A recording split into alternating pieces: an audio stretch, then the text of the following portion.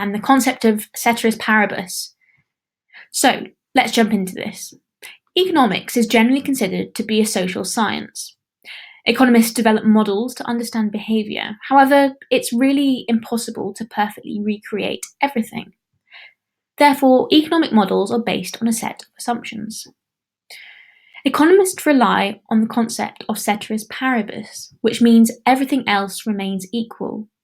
So, when economists study the relationship between two factors, they'll assume that one factor changes while the rest stay constant. This is the most important assumption for economists to create functioning models.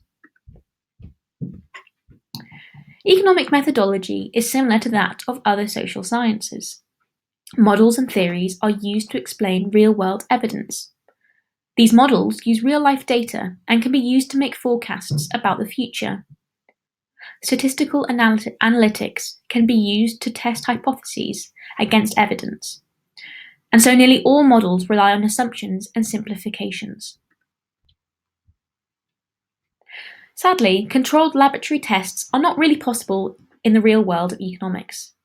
And so economists can't keep variables constant. Therefore, economists build their models based on a set of assumptions, however problematic that may be.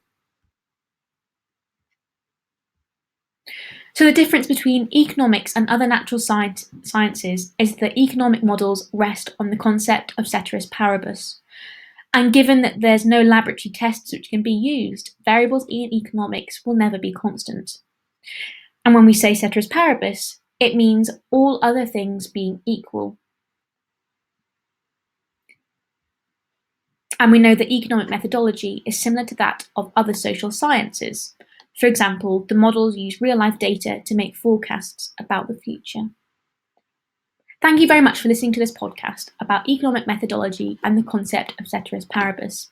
It's really important to have a good grasp of this, as it's really the kernel of all things to do with economics. Next time, we'll be talking about positive and normative statements.